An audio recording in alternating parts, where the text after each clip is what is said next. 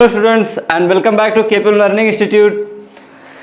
हम डिस्कस कर रहे हैं क्लास 8 के चैप्टर मेंसुरेशन के बारे में और हमने प्रीवियस वीडियो लेक्चर्स में इसके कंप्लीट एक्सरसाइज को डिस्कस किया हुआ है और हम आज डिस्कस करने वाले हैं इसी चैप्टर की एक्सरसाइज 11.4 का क्वेश्चन नंबर 6।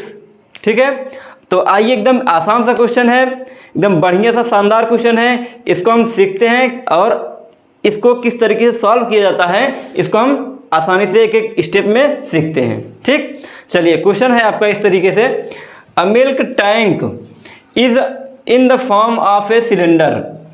एक टैंक है और वो किसके फॉर्म में है? वो सिलेंड्रिक फॉर्म में है। ठीक है, सिलेंडर के जैसा है एक tank. Whose radius is 1.5 metre, जिसकी रेडियस कितनी है? 1.5 मीटर है। एंड लेंथ इज 7 मीटर, और उसकी लेंथ कितनी है? वो है 7 मीटर। लेंथ का मतलब यहाँ उसकी हाइट से है, उस सिलेंडर की हाइट से है। फिर कह रहा है कि find the quantity of milk in litres that can be stored in the tank. अब कह रहा है कि उस सिलेंड्रिकल टैंक की कैपेसिटी को निकालिए, जितना लीटर उसमें दूध रखा जा सकता है। ठीक है, मतलब उस सिलेंडर में जो टैंक है, सिलेंड्रिकल टैंक में, उस टैंक में कितने दूध को रखा जा सकता है, इसको हमें लीटर में निकालना है। ठीक, समझ में आया ना?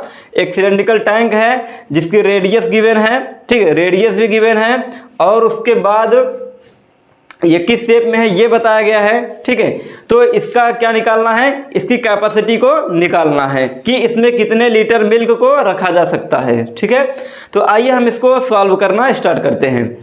तो यहाँ पर अब दिया है कि इसकी कैपेसिटी को निकालना है कि कितना लीटर इसमें मिल्क रखा जा सकता है।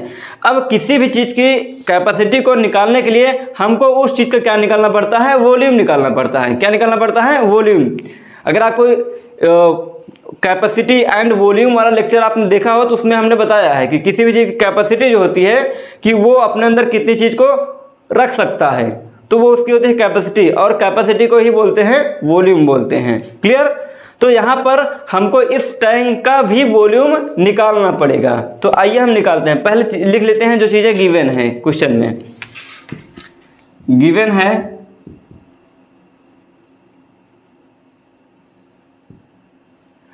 गिवन क्या है? रेडियस गिवन है। रेडियस कितनी गिवन है? 1.5 मीटर है। 1.5 मीटर इस टैंक की रेडियस गिवन है। और दूसरा क्या गिवन है? दूसरा है लेंथ।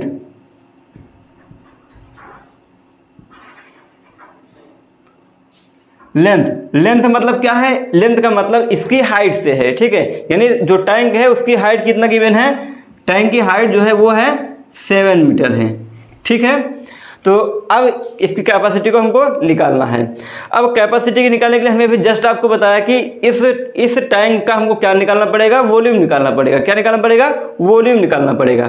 तो अब सिलेंड्रिकल, क्योंकि टैंक ये सिलेंड्रिकल फॉर्म में है, तो सिलेंडर का वॉल्यूम क्या होता है हमने आपको बताया है। कितना होता है? Volume of cylinder is equal to pi r square h होता है। क्या होता है? पाई आर स्क्वायर एच होता है। अब देखिए, यहाँ पर हमको रेडियस की वैल्यू भी पता है और किसकी वैल्यू पता है? ये एच यानी हाइट की वैल्यू भी पता है। तो यहाँ पर हम इस फार्मूले पर जो वैल्यूज हमको पता है इसको आराम से रख देते हैं, तो इसका वॉल्यूम आराम से हम निकाल सकते हैं। ठीक है, अब वॉल्यूम में किस में? ये सभी चीज़ें की वैल्यू को हम पुट कर देते हैं।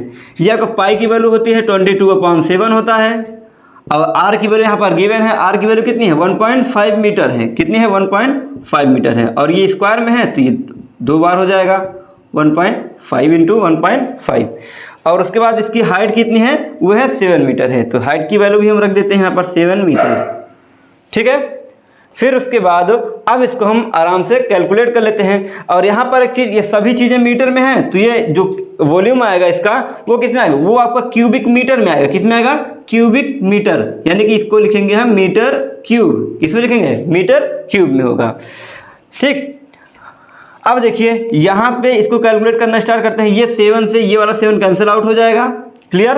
और इसके बाद 1.5 और 1.5 का मल्टीप्लाई कर देते हैं, तो यहाँ पर आपकी जो फाइनल वैल्यू आ जाएगी कितनी आ जाएगी? v इज इक्वल टू आ जाएगा 22 इंटू 1.5 और 1.5 का मल्टीप्लाई करेंगे तो आएगा 2.25 और किस में आएगा, मीटर क्यूब में आएगा। क्लियर। फिर अब इसको हम कैलकुलेट करते हैं और आगे। अब 22.5 जो कितना होता है, 22.5 जो होता है 110, कितना होता है 110 की 0 कैरी ओवर 11, ठीक है। फिर 22 2 जा 44 में 11 ऐड करेंगे तो 55 आ जाएगा और 55 की 5 कैरी ओवर 5। फिर 22 2 जा कितना होता है वो, फिर आपका 44 होगा, 44 और यहाँ 5 है कैरी तो कितना हो जाएगा 47 हो जाएगा। 44 और 5 सॉरी 7 नहीं 49 हो जाएगा, यहाँ पर आपको हो जाएगा 49 और 2 डिजिट बार पॉइंट है तो यहाँ पर हम 2 डिजिट बार पॉइंट लगा देते हैं, ठीक है। तो यहाँ पर कितनी आ गई, इसकी वॉल्यूम की वैल्यू कितनी आ गई, ये है 49.50 यानी 49.5 मीटर क्यूब आया है। तो वॉल्यूम की वैल्यू हमको यही वॉल्यूम निकालना था, यानी वॉल्यूम इसकी कैपेसिटी के बराबर है, तो वॉल्यूम की वैल्यू हमने निकाल ली। लेकिन यहाँ पर पूछा है कि लीटर में हमको निकालना है, किसमें बताना है, लीटर में। अभी तो ये मीटर क्यूब में आया है, ठीक है। तो हमको किसमें बताना है कि इसमें कितना लीटर मिल्क आ सकता है। तो अब यहाँ पर हमको मीटर क्यूब को किसमें बदलना पड़ेगा, लीटर में बदलना पड़ेगा।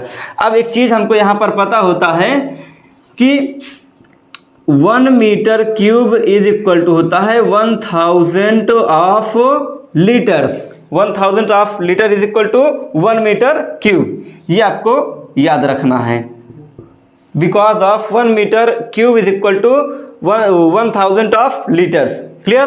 तो यहाँ पर अब मीटर क्यूब है तो इसको हमको लीटर में कन्वर्ट करना है, तो यहाँ पर क्या करेंगे, हम इसको इससे मल्टीप्लाई करवा देंगे, 1000 लीटर से मल्टीप्लाई करवा देंगे किसमें, जो हमने वॉल्यूम निकाला है, ठीक है। तो इसको हम मल्टीप्लाई करवा देते हैं आराम से।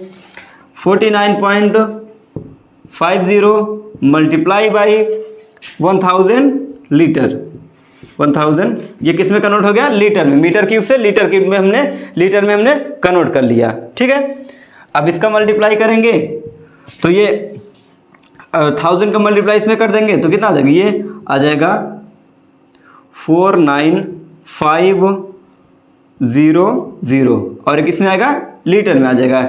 यानी कि इस टैंक में कितना लीटर दूध आ सकता है, 49,500 लीटर कंप्लीटली इसमें इस टैंक में मिल्क हम रख सकते हैं। तो ये रहा आपका क्या कि इस टैंक में कितना दूध रखा जा सकता है। क्लियर।